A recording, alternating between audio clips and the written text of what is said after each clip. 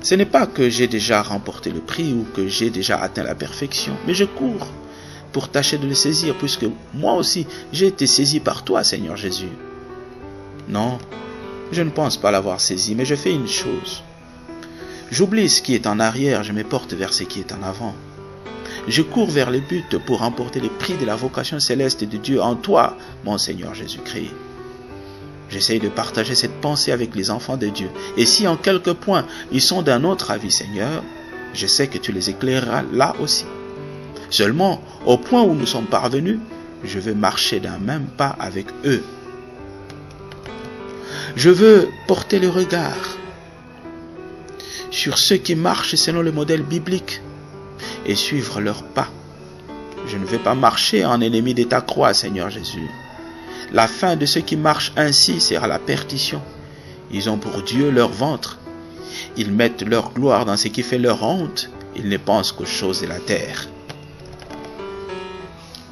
Mais ma cité à moi est dans les cieux, d'où je t'attends aussi comme mon Sauveur et mon Seigneur, toi qui transformeras le corps de mon humiliation en le rendant semblable au corps de ta gloire par le pouvoir que tu as de t'assujettir toutes choses. C'est pourquoi je demeure ainsi ferme en toi. Je veux être d'un même sentiment dans le Seigneur avec tout enfant de Dieu. Je veux aussi aider tes serviteurs qui pourraient avoir des divergences. Je parle de ces serviteurs qui ont combattu pour l'Évangile. Pour ma part, je me réjouis toujours en toi, Seigneur. Je me réjouis.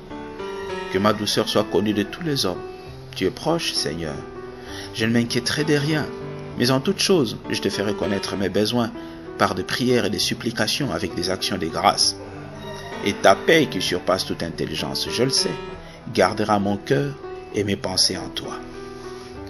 Au reste, que tout ce qui est vrai, tout ce qui est honorable, tout ce qui est juste, tout ce qui est pur, tout ce qui est aimable, tout ce qui mérite l'approbation, ce qui est vertueux et digne des louanges, soit l'objet de mes pensées. Ce que j'ai appris, reçu et entendu de mes aînés dans la foi et de la connaissance de ta parole, ce que j'ai vu des modèles dans la foi, aide-moi, Seigneur, à le mettre en pratique. Et toi, le Dieu de paix, tu seras avec moi. J'éprouve toujours une grande joie de ce que tes enfants peuvent renouveler l'expression de leurs sentiments pour moi.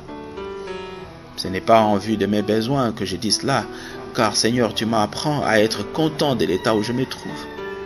Tu m'apprends à vivre dans l'humiliation et à vivre dans l'abondance, à être rassasié et avoir faim, à être dans l'abondance et à être dans la disette. Je puis tout par ta force.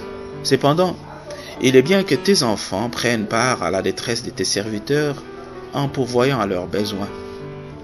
Je ne cherche pas les dons, mais les fruits qui abondent pour le compte de tes enfants lorsqu'ils soutiennent tes serviteurs. En recevant ainsi d'eux, et je serai dans l'abondance, je serai comblé de bien, recevant ce qui vient d'eux comme un parfum de bonne odeur, un sacrifice que tu acceptes et qui t'est agréable. En retour, Seigneur, tu pourvoiras à tous leurs besoins selon ta richesse, avec gloire en Jésus-Christ. À toi, mon Dieu et Père, soit la gloire au siècle des siècles. Amen. Que ta grâce, Seigneur Jésus-Christ, soit avec mon esprit. Amen.